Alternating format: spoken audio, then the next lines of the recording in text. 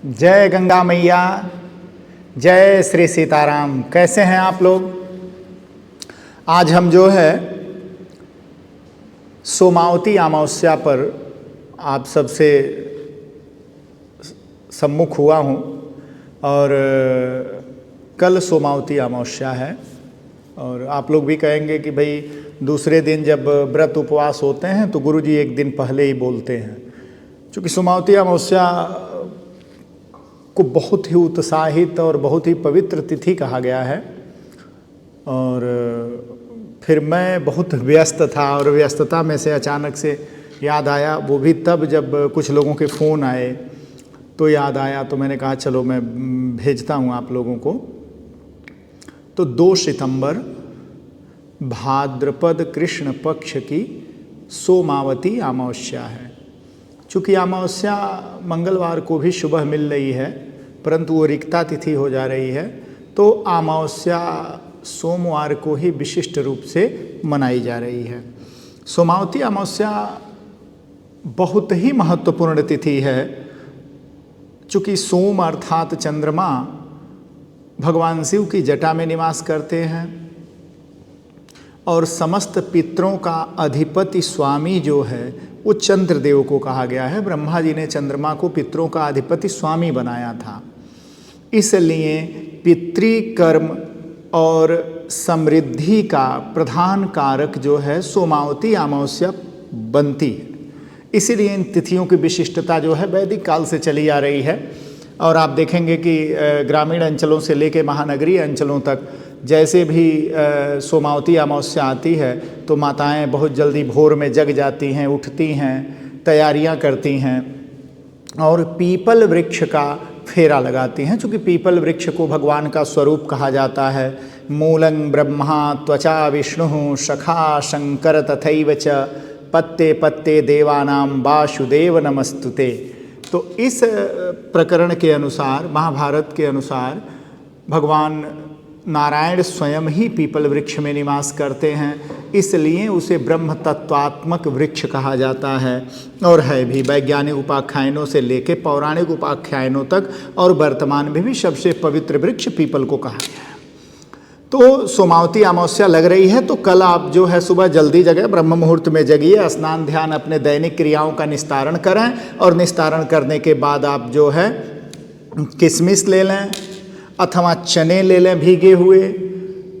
तो इन चीज़ों को लेके, ये विशिष्ट होते हैं, इन्हें लेके आप जा सकते हैं और जाके आपको जो है पीपल वृक्ष की 108 परिक्रमा लगानी है। चूँकि ये किशमिश या चने इत्यादि, गुड़ की डली इत्यादि 108 गिन के रखती हैं माताएं, और जैसे जैसे परिक्रमा करती हैं वैसे वैसे एक एक रखती चली जाती हैं, तो उनकी गिनती पूरी हो जाती है और मन में भगवान के दिव्य नामों का उच्चारण करती हैं। ऐसा कहा जाता है कि सोमावती अमावस्या के पीपल वृक्ष की परिक्रमा जब माताएं करती हैं तो सौभाग्य की रक्षा होती है, पुत्र की प्राप्ति होती है, धन धान्य की सामृद्ध्यता बढ़ती है। चूँकि आप गृहलक्ष्मी हैं, इसलिए आपकी विशिष्टता है कि उस दिन भगवान की अर्चना करें सोमावती अमावस्या को। और मातृपक्ष पितृपक्ष के समस्त पितृगणों को बहुत ही आत्मसंतुष्टि मिलती है। तो इसलिए जो है सोमावती अमावस्या वैशिष्टिक तिथि है और इस दिन आपको कच्ची मौली रक्षा सूत्र के धागे ले जाने चाहिए और उसे भी उस वृक्ष में 3 बार 5 बार 7 बार 11 बार लपेटना चाहिए। कुछ कुछ माताएं तो 108 बार लपेटती हैं, पर नहीं, कम से कम 3 बार जरूर लपेटें उसको। और इस तरह आप उस वृक्ष का मान सम्मान करके एक प्रकृति की उपासना भी कर लेती हैं और पितरों के लिए विशिष्टता लिए हुए हैं। अब मेरा जो विषय है वो ये है कि सोमावती अमावस्या इतनी पवित्र है, इस दिन क्या करना चाहिए और क्या करने से आपको नुकसान हो सकता है।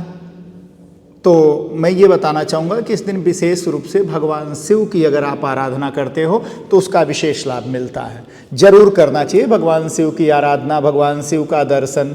और माताएं जो हैं पीपल वृक्ष में जल देती हैं, उसकी परिक्रमा करती हैं, बंधन लगाती हैं और अपने पारिवारिक जनों के, अपने स्वयं के जीवन के लिए धन धान आरोग्यता का वर प्राप्त करती हैं भगवान नारायण से, समस्त पितृजनों से। और सोमावती अमावस्या के दिन पितरों की विशेषता है। इसलिए पुरुष जनों को उस दिन तर्पण करना चाहिए। और गंगा जी की विशिष्टता होती है, सोमावती अमावस को गंगा स्नान लोग करते हैं। गंगा स्नान का विशेष महत्व हो जाता है इस दिन। और गंगा जल घर में है तो गंगा जल का कंठ के नीचे उतार लें, 1-2 बूंद गंगा जल डाल लें और गंगा जल छिड़क सकते हैं घरों में। और अपने ऊपर जो है गंगा जल डाल लें, शिखा भिगो लें, सिर का ऊपरी भाग जो है आप भिगो सकते हैं गंगा जल से।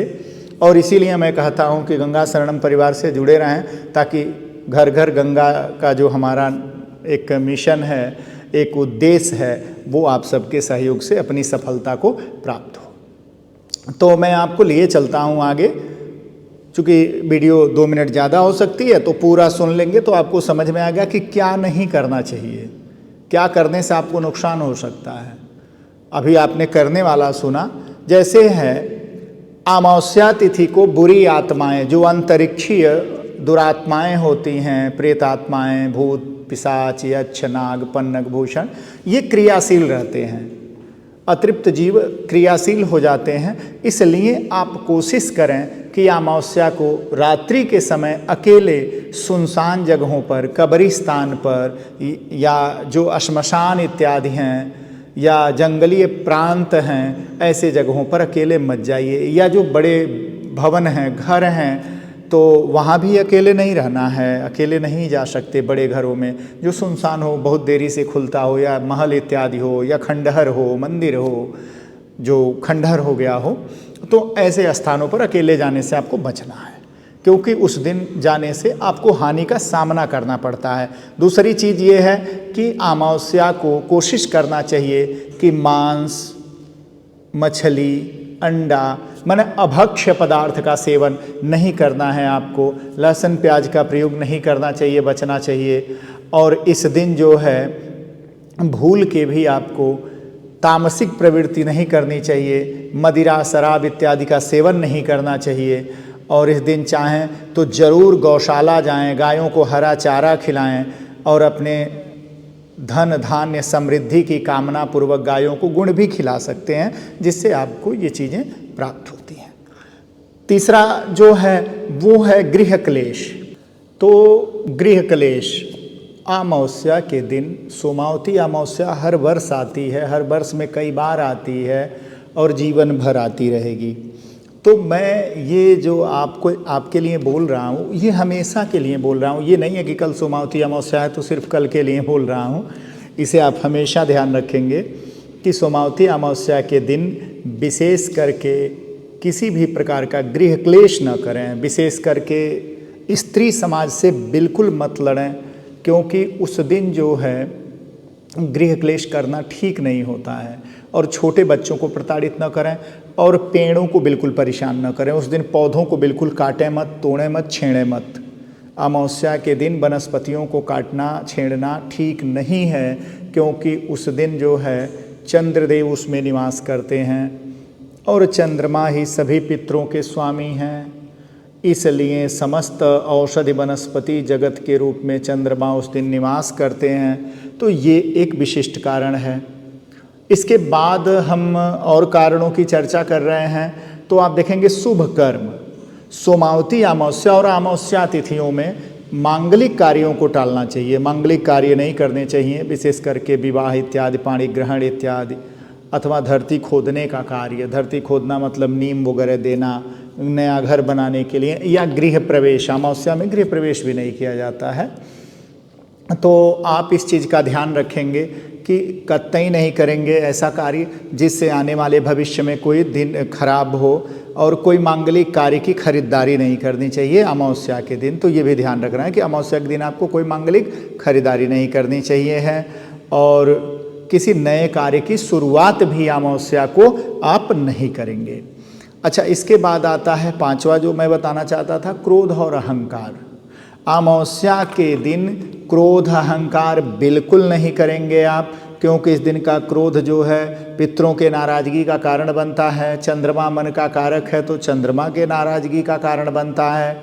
और अमावस्या को अगर आप क्रोध करते हैं, अहंकार करते हैं, किसी पशु पक्षी को प्रताड़ित करते हैं, अथवा घर में कोई गर्भिणी स्त्री हो, उसे कोई भी घर का सदस्य प्रताड़ित करता है, तो उस दिन अमावस्या के जो स्वामी तिथि के हैं वो है भगवान महाकाल, और उस दिन काल देवता रुष्ट हो जाते हैं और आप देखेंगे कि घर में अकाल मृत्यु, रोग, व्याधियों की प्रवृत्ति बढ़ जाती है।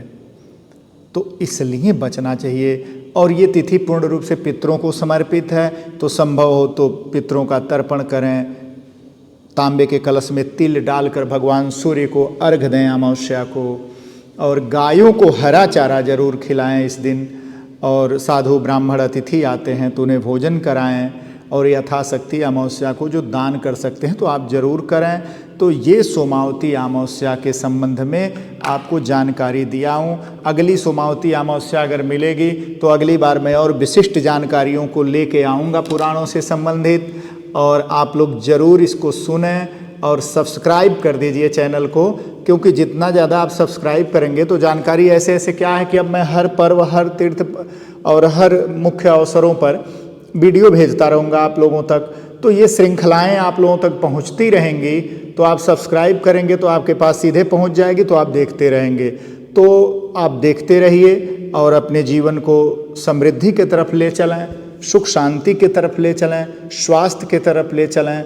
गंगा मैया से प्रार्थना है आप सभी सुखी रहें, स्वस्थ रहें। बहुत बहुत शुभकामनाएं आने वाले पर्व और उत्सव की। जय गंगा मैया।